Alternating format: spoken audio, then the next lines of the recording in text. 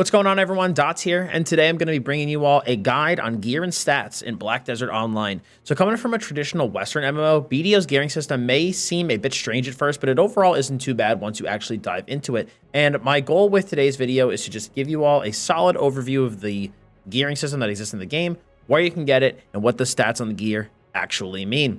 So starting off with some information on gear in BDO, like most things, like I said, works different than other MMOs. Gear has no level, which means it can be put on your character at any time. With most gear being account-wide, this is also extremely helpful for alts. In addition, while some gear is family-bound, which is basically the same thing as saying account-bound in this game, most gear can actually be bought and sold to players. So, for example, if you're using a piece of gear and eventually you get an upgrade, you can actually sell the piece of gear you've been wearing on the marketplace to recuperate some of your original investment. Now, gear in BDO isn't really class specific, nor does it have any gear weights like it does in other MMOs. Most gear is usable across all classes. The biggest difference between the classes gearing wise comes with the weapons, as each class uses a different main weapon, sub weapon, and awakening weapon. There are 13 total gear slots. You have your helmet, armor, gloves, boots, main weapon, sub weapon, awakening weapon, belt, necklace, 2 earrings, and 2 rings. Gear also has different enhancement values on them, and the higher the enhancement value of a piece of gear, the better the stats are. These enhancements are 1 through 15, Pry, Duo, Tri, Tet, and Pen, with Pen being the highest. Now, Pearl Abyss has said that they do plan on adding more enhancement levels in the future, but this is what we have at the moment. In addition, gear also has this thing called Coffers Levels, and with these Coffers stones being able to add some additional stats to a piece of gear, the more you add. You can basically like add these stones to the gear, and it will upgrade them in some way. I'm going to go into this more in another guide, but I just did want to mention it here. In general, these are used on higher tiered pieces of gear, though, like Tet or Pen, to push them to their limits, and it's a way to upgrade a piece of gear outside the enhancement system. Now, the last thing I wanted to cover before I move into how to actually obtain gear is set bonuses. Gear sets that come from a common source, like gear that comes from bosses or from a place called Star's End, they'll have set bonuses that reward you for wearing multiple pieces of that armor type. And how to activate these set bonuses will be able to be seen on the gear tooltips. And the more pieces you wear, the more bonuses you'll unlock. Gear also does have rarity values like other MMOs do, with generally higher rarity pieces being a bit stronger and offering better bonuses. And the rarity order goes white, green, blue, yellow, and orange. Now, how to actually acquire gear. Now, gear in BDO comes from a variety of sources. You can get pieces from level up rewards, questing, mob drops, boss drops, world objectives, and more. For example, the world boss Kudum will drop a variety of Kudum weapons for a variety of classes. This differs from, say, a Nuver weapon based on the bonuses that it provides. Now, generally, bosses drop a specific piece of gear whose name is associated with the boss. Now, I do plan on making another video to follow up this one that discusses a generic and easy to acquire build for new players, so definitely keep an eye on my channel to see when that comes out. Now, moving into stats. There's a bunch of different stats in BDO, and I want to cover the major ones that as a new player you will probably obviously be concerned with. The first one being health. It's just how much health your character has. Obviously, when that reaches 0, you're going to die. There's also MP, which is a stat that's used to cast abilities. Certain skills and potions can also restore this.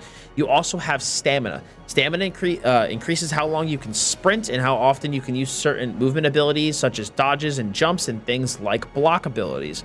You also have a stat called accuracy, which is an offensive stat, and this increases the chance for your attack to successfully land, and this is countered by evasion. Evasion is a defensive stat that increases your chance to dodge an attack, and that is countered by accuracy, like I just mentioned. There's also AP, which is your offensive stat that increases how much damage your attacks actually deal. You also have damage reduction, which is a defensive stat that decreases the amount of damage that you are actually taken when you are hit. There's also a critical hit rate, which is how often you will deal critical damage, which gives 100% bonus damage. And this bonus damage can also be increased by certain modifiers. Now, outside of these stats on the pieces themselves, you can also get them in different ways from bonus effects. Sometimes they'll apply to humans, aka players. Sometimes they'll apply to monsters only. Other times it's all species.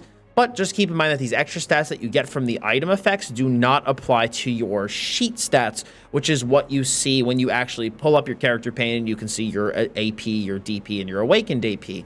That's why oftentimes you'll see people reference their AP as, let's say, 241 Kudum or 241 Nuver. It's so that the person knows that they have, using the Kudum as an example, 241 sheet AP with all of the bonus monster AP and other bonus effects that come from the Kudum that don't actually apply to the stats on your character sheet.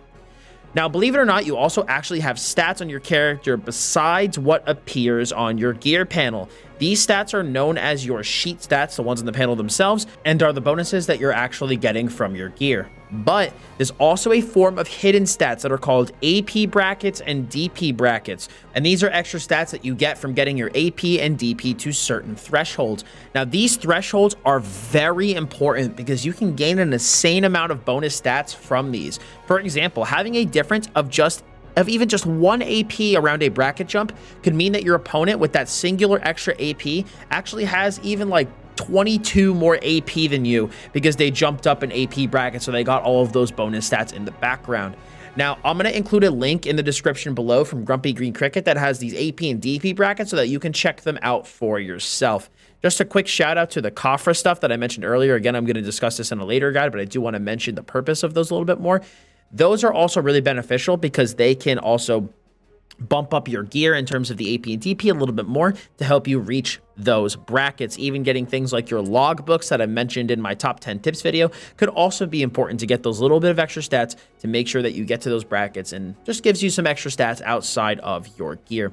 But guys, with that being said, that is going to be it for me. I just wanted to do a really quick guide today explaining the way that stats and gear work in BDO, just to give you guys a base understanding of how those systems work. And if you found this guide helpful, I'd appreciate if you left a like on it. If you have any questions about gearing, feel free to leave a comment below. Do remember, I will be making a guide that showcases a very easy to get beginner gear build, so do keep an eye out from that. And if you want to make sure that you know when that video goes live, as well as content on other MMOs, be sure to hit that sub button, as well as hit the bell to keep those notifications on. But thank you all so much for stopping by today. I do very much appreciate it. As always, I'm Dottz Gaming, and I'll see you all in the next video.